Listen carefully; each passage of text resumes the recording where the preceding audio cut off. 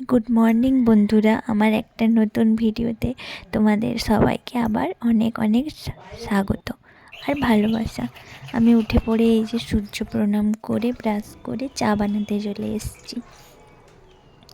আজকে আমি আর মা চা খাবো, বাবা এখনো আসেনি, তাই আমি আর মা চা খাবো। চা বানাচ্ছি, চা বিস্কিট আর রুটি আছে, রুটি খেয়ে নেব। ব্লগিং চলছে। আমার মা বলছে যে কি করছিস? আমি বলছি ভিডিও বানাচ্ছি, ব্লগ করছি। বাড়িতে এই প্রথম আমি বানাচ্ছি কোনো ভিডিও।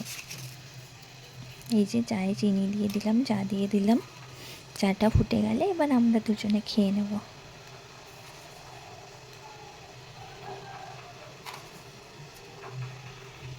চলো, দেখতে দেখতে আমার চাটাও ফুটে গেছে।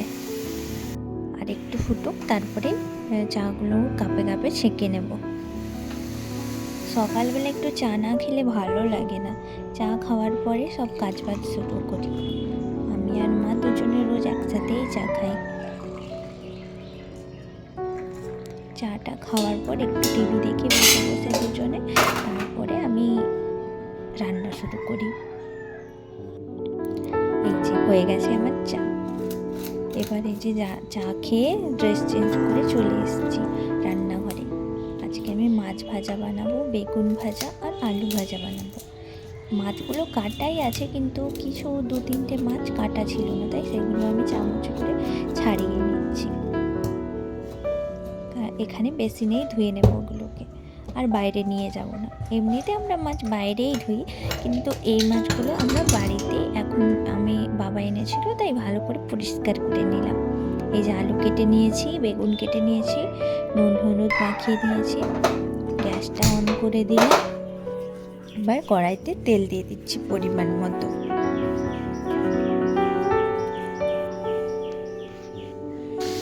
প্রথমে আমি আলুগুলো ভেজে নিচ্ছি। এগুলো নতুন আলু তো, খেতে খুব ভালো লাগে। মা বলেছিল খাবে, তাই বানাচ্ছি আজকে। নাহলে এমনিতে বাড়িতে আলু ভাজা অতটাও হয় না। আমার বাবার সুগার আছে, তাই আমরা অত আলু ভাজা খাই না। আমার আলু ভাজাগুলো হয়ে গেছে, এবার তুলে নিচ্ছি। এগুলো নতুন আলু, খেতে খুব ভালো লাগে ভাজা করলে। গরম গরম ভাত আর নতুন আলু ভাজা খুব টেস্ট লাগে। তোমরা একবার ট্রাই করে দেখো, খুব ভালো লাগবে। জানি সবাই খাও, কিন্তু তাও যারা জানো না তাদের জন্য বলছি। এরপর আমি বেগুনগুলো ভেজে নেব। এই বেগুনগুলো আমাদের এখানে একটা বাড়ি আছে, ওরা চাষ করেছে, দুটো দিয়েছিল বড় বড়। একটা ভাজা করছি আজকে, আরেকটা রেখেছি পোড়া খাবো রুটির সাথে। খুব ভালো লাগে রুটির সাথে বেগুন পোড়া করলে। রুটি আর বেগুন পোড়া খুব রাত্রেবেলা খুব টেস্ট লাগে। হয়ে গেছে আমার বেগুন ভাজা। এবার আমি মাছগুলো ভেজে নেব।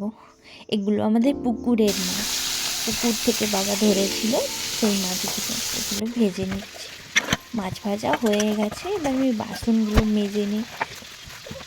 আমি রান্না করতে করতে এই কাজগুলোও করে নিই, যাতে অনেক সুবিধে হয়। বাসনগুলো ধুয়ে ধুয়ে ঝুড়িতে রাখি, তারপরে ঝুড়ি থেকে আমি ওখানে সাজিয়ে রেখে দিই।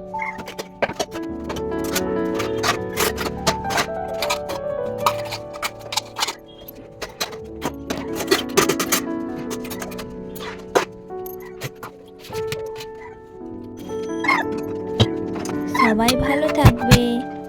Tata, bye bye. আবার একটা নতুন ভিডিওর সাথে কালকে দেখা হবে। সবাই ভালো থেকো। আমার কাজগুলো হয়ে গেছে, এবার আমি স্নানে যাব।